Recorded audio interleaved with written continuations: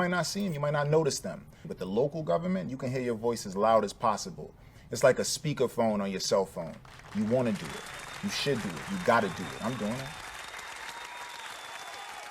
Ladies and gentlemen, that voice right there, when we first met him, had to be, he wasn't the chop talker that he is right now, HB.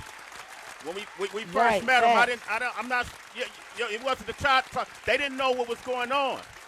He was doing what he's doing now back then. It just took him a long time to catch up.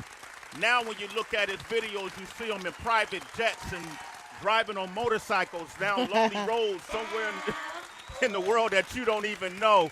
And that's because this man is on fire. He got the new album, While the World Was Burning. Please give it up for the one and only St. John, ladies and gentlemen. St. John. St. John. Yeah. I love this introduction. Hey, man.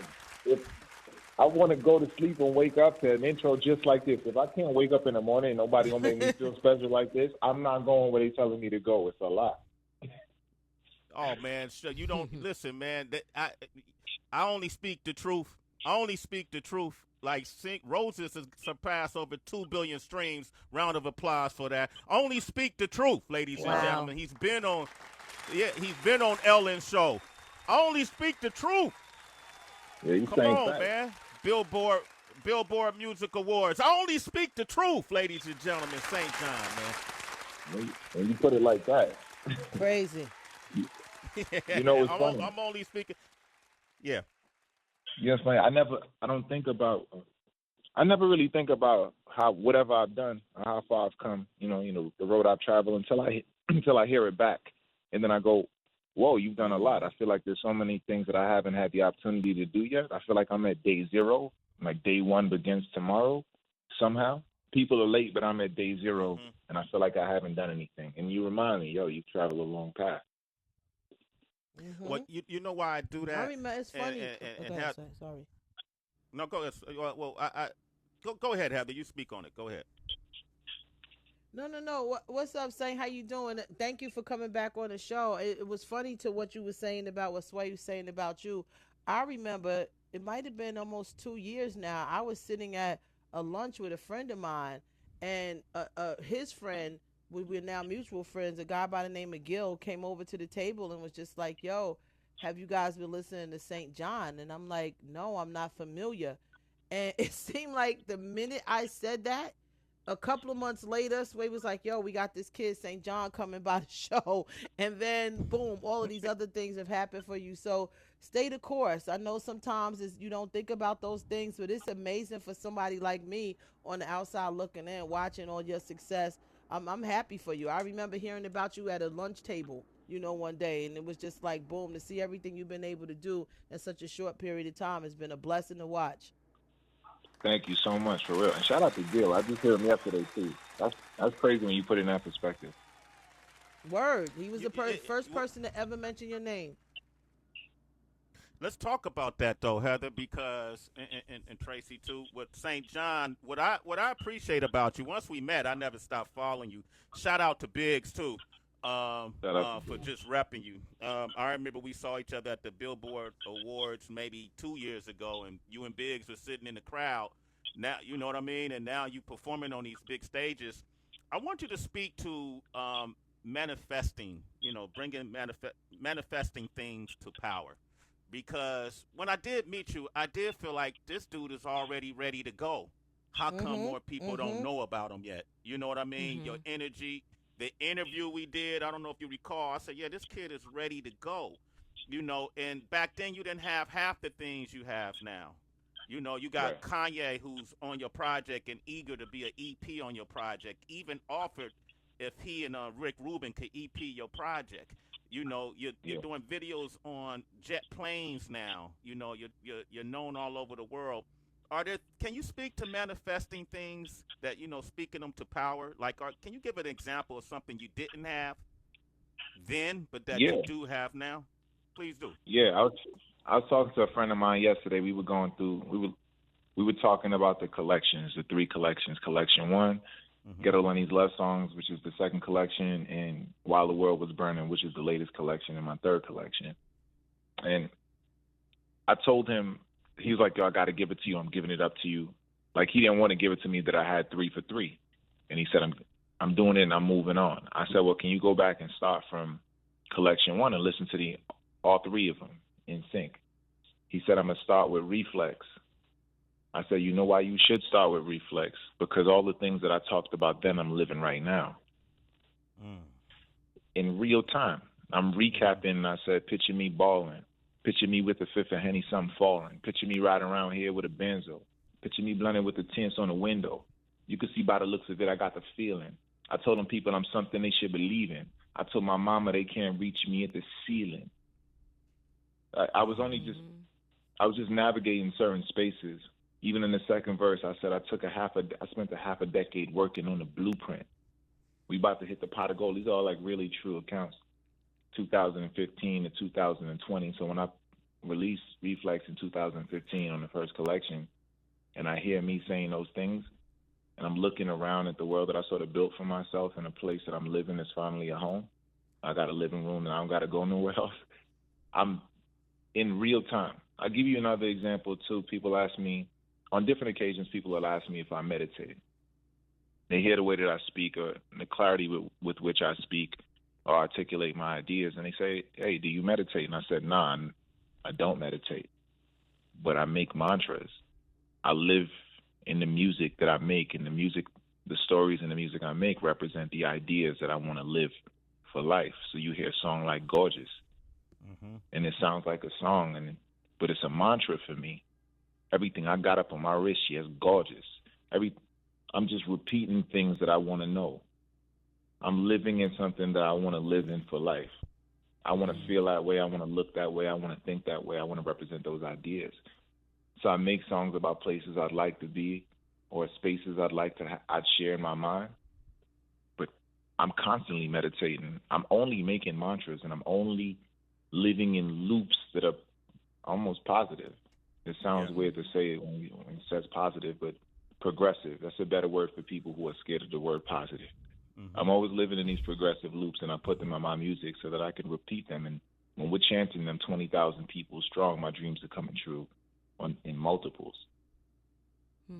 You know, let me ask you about that song Gorgeous, because, and first of all, a round of applause for that response. I love it, because I want people to understand that the power of your destiny is right there within you, you know, and you got to practice the vision. You got to practice visualizing and speaking it to power.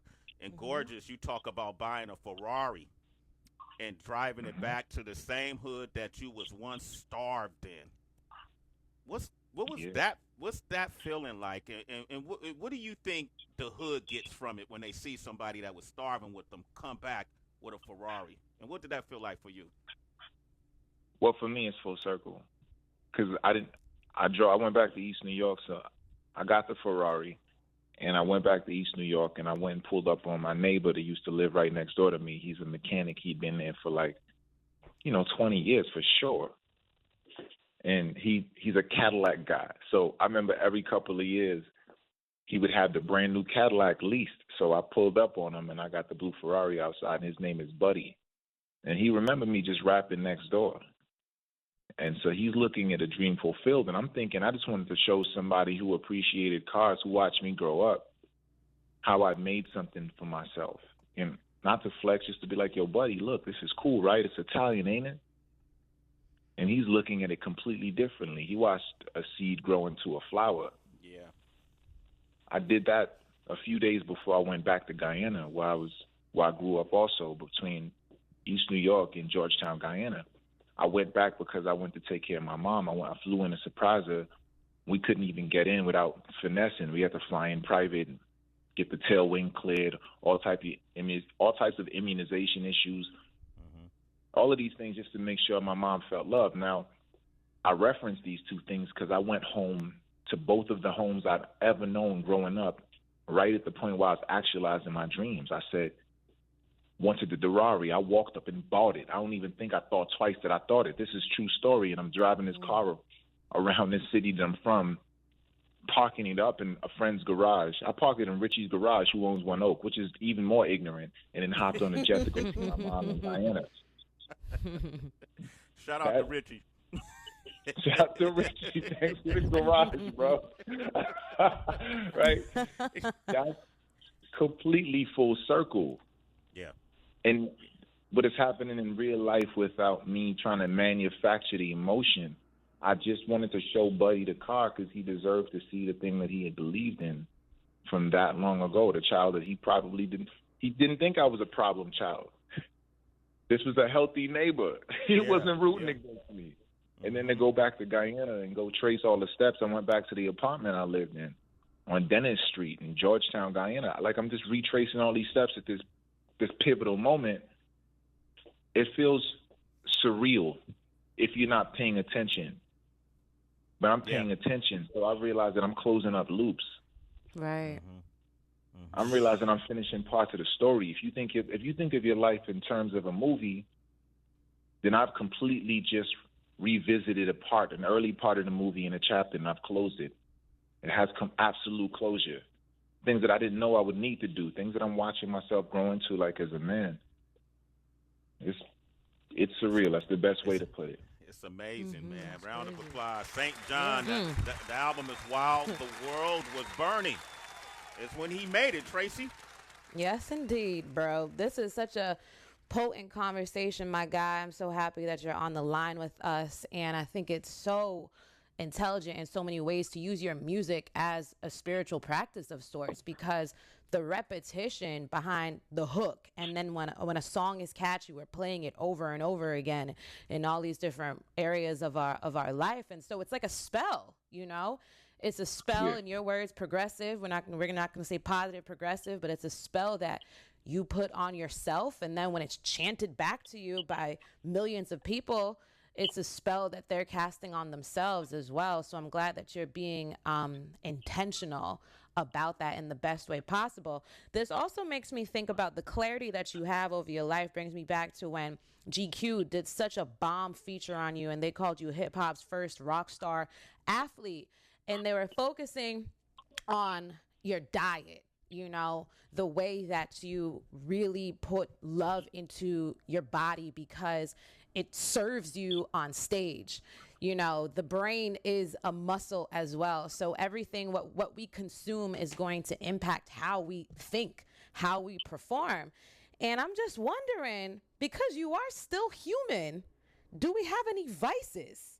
You know, even during the pandemic, a lot of us, we were snacking, you know, a little extra weight happened here and there. So when you're quote unquote off, you know, but just indulging, what is that like? Well, what time is it? It's 8 in the morning? Yeah, 20 minutes past the hour. Yeah. Can y'all say hi to Sway in the morning? Hi. All right. Hey. You know what? Wait a minute, hold up, man. I'm about to throw my phone out the window. Saying I can't deal with you, bruh. Y'all can't. That shit funny as hell right now. Wait, I'm hold up. weak. Dog. Wait, how many? That's real. Hey, he told you he was living his life in real time. Hey, ladies. Hey. That was a chorus. Yo, so what are y'all working on music right now? They speak in body language. They're blowing his mic. Yo, so I guess he still has vices, Tracy. Does that Yep. Wow. You good, Tracy? Noted. Okay. Received. Great. Okay. Hey, St. John is here. While the world was burning is the name of the project. I want to just get real quickly into this a little bit. This project came at a interesting time, a very unstable time in the world. I think all of us would have been dealing with a whole lot, including yourself. And it seemed like the project probably helped you deal with it. You had an opportunity. I like the Kanye interjection into the project, and something that you spoke on, that you had a chance when Kanye first offered. He was interested in your music, not because he knew your affiliation, because he knew your music. And then when he first wanted to bring you in the studio and offered to have Rick Rubin and him work with you, your first response, you didn't jump on it. You know, you didn't immediately jump on it. You said, hey, let's get together. work and see what comes out of it. Why not? Why didn't you immediately jump on that? Because I built my dreams myself. I designed them myself at this point. If I'd been directing the movie the entire time, and a 1 hour and 7 minutes in a 1 hour and 20-minute movie, one of your favorite directors comes along and says, "Hey, let me executive produce this movie. Let me just have some oversight and direct it." If you don't trust yourself, you say yes, you do it. But I trusted myself at this point. I steered the ship this far with this much clarity, with this much vision, with this much intention. Why would I doubt myself now? No matter who was standing in front of me. I'm clear on what I want my dreams to look like for me, and only I could paint that for myself. So I said, no, I'm finishing this collection right now, and that doesn't necessarily make sense. Let's just start making music and work on a relationship. I'm not eager for somebody else to take charge of my destiny. I'm clear on how I got here and what I need to do to go further. That's not lost on me. So opportunities are only opportunity when they're opportune. Opportunity is only opportunity when they're opportune. Oh, break that down. It sounds like a hell of a riddle. Man, that was a bar. Right. and how does that work? Because it would have been opportune on collection 1, but on While the World Was Burning, when I'm on my 3rd collection, I'm charting my course and I'm writing my name in concrete. Yeah. Now isn't the time to do that. I got to finish writing my name. It's not an opportune moment for me. It's an opportunity, but it's not an opportune moment. You like that, HB? I love it. I love it. I'm here for all of it. I keep telling y'all in the beginning, you got to remember, I'm 2 years ago, maybe less, I'm sitting at a table. Gil walks up to me and was like, "Yo, do you know this kid St. John?" And then 2 years later, he pulling up in a Rari. Like, dude he's telling you how it's been for him, and you got to, I encourage you. I mean, you don't sound like you need it, but I encourage you to keep telling that story and stay that course, because so many people give up along the way because they doubt. They doubt themselves. They doubt the vision. They doubt what God put in their spirit and their heart. They doubt it, and they let other people, to Saint's point, take hold of the reins and take charge of the camera and paint their own picture. Nah, he's staying his course, and I love it. I just think that is inspiring. I really do. St. John is here. I'm gonna play some music too at the towards the end, but I just wanted to talk to you. It's been a minute since we talked to you. To be quite honest with you, I miss you. Yeah, me too. It's good to chop it up. Yeah, absolutely. Tell Biggs I said what up too. I miss him. For sure. The music that y'all did record, what is the future of that? I mean, I know that's a hard question to answer, but you said y'all recorded a lot of music, Kanye and you. I don't know who else was in there. Was it a plan with that? I mean, even yesterday, the day before yesterday, we was in the studio working on a bunch of stuff too, him and I. So, I mean, it's Kanye, right? You probably hear stories. Everybody go in the studio with Kanye. Everybody at a certain tier, everyone that gets invited goes in. He works, I think he works similarly to the way that I work, which is he has a goal in mind, but he's marching to like 3 different projects. I'm not saying it's literally, I'm giving you an example. In his mind, there's 3 different projects, and he's deciding as he makes it which goes where, and he has a deadline he's marching to in his head. And I get that. He's a painter, so he's the portrait to be done when it's time for it to be done, when he has a better understanding of it and has greater perspective. So we worked on a bunch of music. The idea, we went to Jamaica, and it was me, him, and Buju, and we were supposed to be working on a collaborative project. And I say supposed because we made a ton of records. But I'm an artist like Buju's an artist, like Kanye's an artist, so who knows? It might end up on Buju's joint, might end up on my joint, might end up on Ye's joint, or in 3 months, you might be like, damn, they really did this project, and it came out. And then there's Kanye working on Donda. And there's that. Yeah, we're working, and we got a relationship, so it's a really good relationship. So we're just constantly we're making music. When if he sends me a beat right now, and I'm in the studio right now, I'm gonna send him back a song in the next 17 and a half minutes. Damn, that's all it takes to make a hit. You hear that, Tracy G? Let's get to work. My goodness. We ain't St. John, but let's get to work. I love where you are right now. I know there was a time in your career where you were dealing with what you thought may have been anxiety. You know, you got a physical reaction from your body that you never felt before. You know, right when things were going well. What has this success, these accomplishments? You know, what has it been like on this side of it? Was it what you thought it was, or you just take it as it comes? Truthfully, because I thought about everything before I got here. Like I didn't happen into this. And what I mean by that, it wasn't like it just fell on your lap. When there's a string of success, a consistent stream of momentum, that ain't accidental. Yeah. You can't make it to this far wherever I'm at. Wherever this is, wherever you place this in a roadmap for you, you can't make it here accidentally. You got to be conscious. It's a really conscious effort. So what does it feel like for me? Is it what I thought it would be? It is, actually. It's funny. It's exactly what I thought it would be. I thought some nights would be lonely. I thought some days would be full of applause. And I thought I'd be working relentlessly, making sure that I was combing out my dreams. And that's kind of what it feels like, right? And that's just me giving you like a really straight, as direct an answer as possible. When you build something that you want to protect, then you're going to end up on defense most of the time, making sure that the wrong people don't get in, or you'll end up a horror story. Right? So that in and of itself will allow loneliness to creep in at different points. I'm not lonely. I'm just showing you the realities of any type of immense degree of success that you're having. Yeah. You put yourself on a pedestal, the drop-down view is going to be bird's eye. Am I right? Yeah, right. Absolutely. Hey, St. John, we know you're not lonely. Tell the ladies I said hi again. We know that. I will, yeah.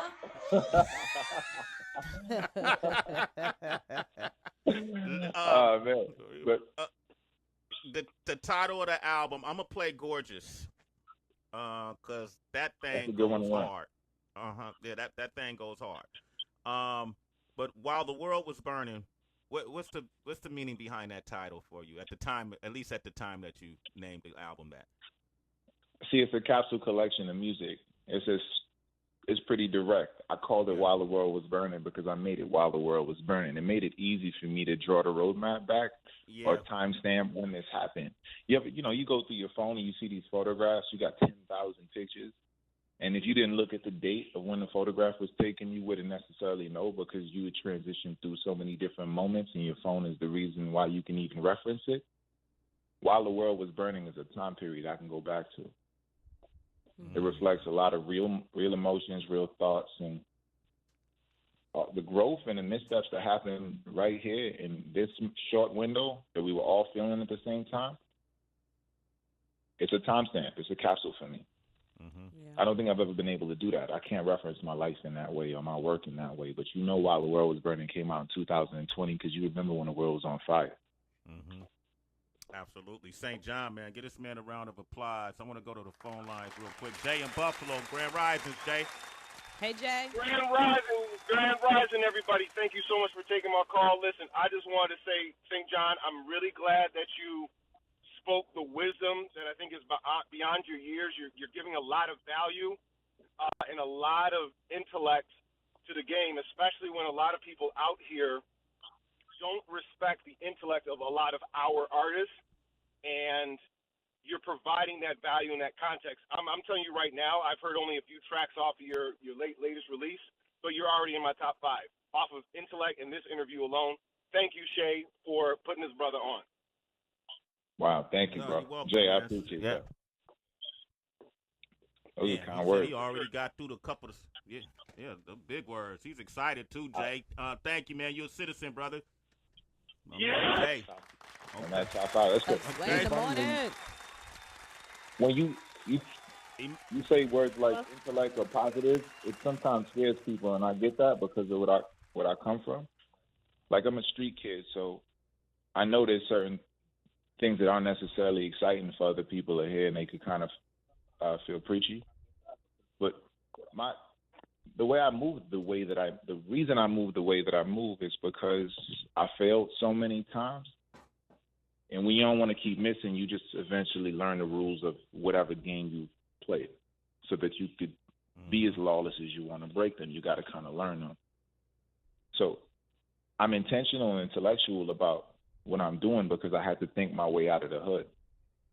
I'm not well studied because I read books or anything like that. I don't even like to read. In fact, you give me a newspaper right now, I'll burn it in front of you. It seems like it'd make a warm fire. I'm just intentional and clear on my ideas. I'm a reader. I like to read sometimes, a lot actually, not even sometimes. Same. But that's interesting. I know folks who go through phases. There was a phase I didn't read, and then there was a phase I came back to reading. But you got to figure out what works for you, and whatever you figured out has been working, St. John. So I want to say congratulations. This is a great project.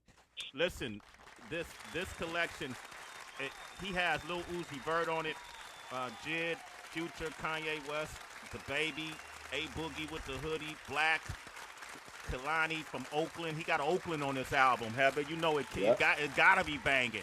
You know, and so the whole project, Freedom is Priceless. All of these songs are incredible. Enjoy these songs today and in the future. St. John, when we're able, we got to do something in person, okay? I'd love that, for real. It would be really good to actually see y'all. Absolutely. We're going to make that happen, man. Tell the ladies, can I tell them good day? Is that cool? Yeah. Yeah, let me make sure you say it right so they can hear it. Okay. Hold on, Sway wants to say something, y'all. Sway, they can hear you. They can hear me. Hey, Queens, how y'all doing? Hey, ladies, y'all good? Yeah, we got Oh, I need better. Hey, never mind, St. John. That energy was dirty. I need better energy from them. It's cool. They get it. No, they waking up. Whatever, man. All right, St. John, we love you, brother. You a citizen, baby. All right, man. Have a great day, man.